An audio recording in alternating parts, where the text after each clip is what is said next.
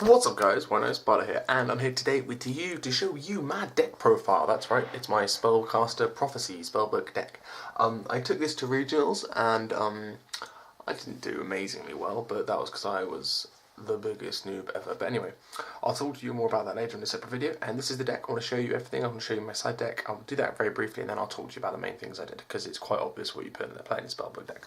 First off, obviously you've got 3 High Priestess of Prophecy. One of those is Italian, because I'm cool.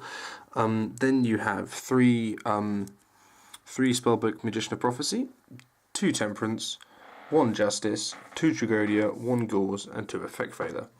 So only 14 spells, monsters for the lineup. Then we've got 3 Secrets, 3 Power, 3 Master, 2 Wisdom even, 2 Fate, 2 Book of Eternity, 1 Life, 2 Secret Village of the Spellcasters, 3 MST, 1 Heavy Storm, 1 Black Hole, Dark Hole, Agigera Oscura, whatever you want to call it, 1 Monster Reborn, and finally 3 Threatening Roar.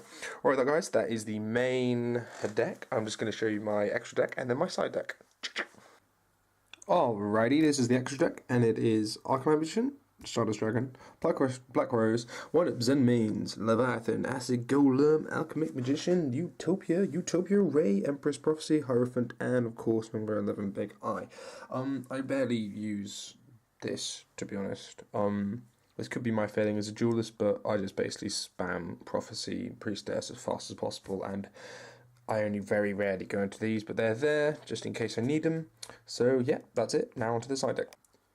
The side deck consists of another Secret Village Spellcaster, 3 Soul Drain, 2 Dust Tornado, 3 Royal Decree, 1 Extra Justice of Prophecy, a Breaker, 2 Maxi. I borrowed another Maxi for the tourney, so there should be 1 there, and 2 Snowman Eater.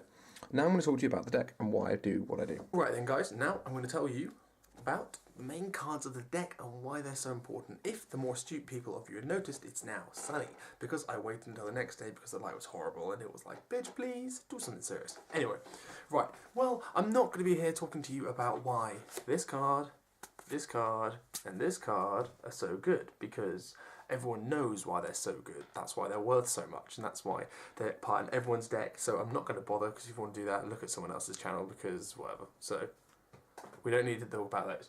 Right, what we are going to talk about is, in my opinion, the 4 cards that really make this deck awesome. That isn't like the things that, for me, make it. First off, we've got Justice. No. Justice? Temperance. First off, we've got Temperance.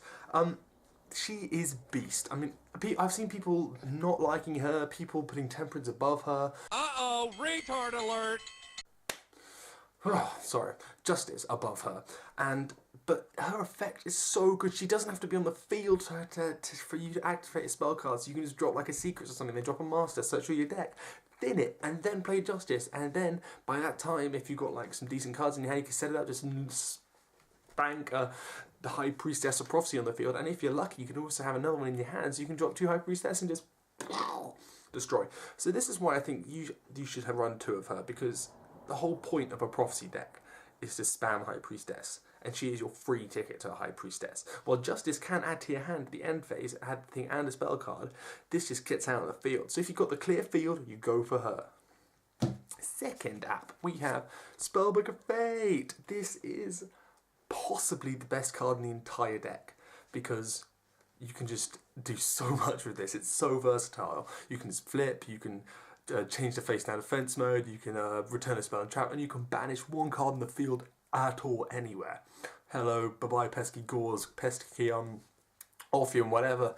You just destroy it. Hopefully that they wouldn't have a pandemic thingy on the field, but we've all sort of sucked dicks, so I'm not going to talk about them.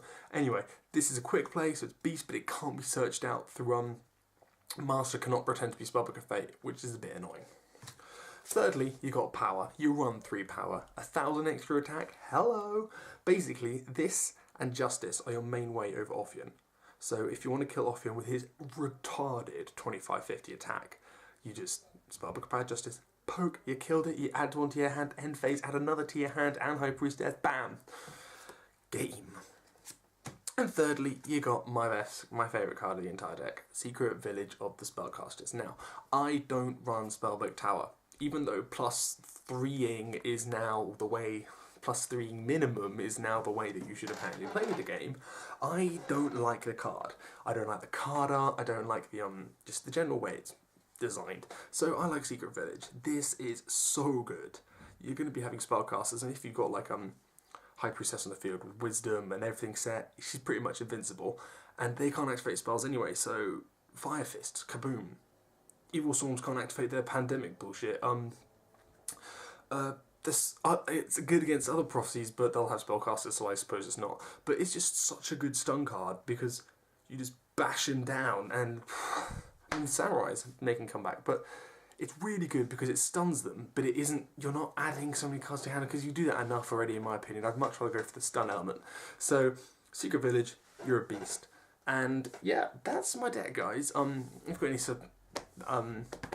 If you've got any thingy suggestions, let me know. And I don't want to hear just, run tower, get more big eyes, or something. I want to see some like, innovative ideas to run this deck. I want to see some different stuff, because mine's quite usual, 3 Master, 3 Prophecy, whatever.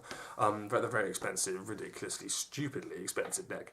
That is really not worth the price. It will be, but not now. Luckily I got it when it was all cheap. But yeah, that's my deck. Constructive criticism, you tell me, I say yes. I say what's up, you tell me, and I'm like, yo, okay. I'm chatting shit now. Alright guys, WhiteNightEspada, signing out.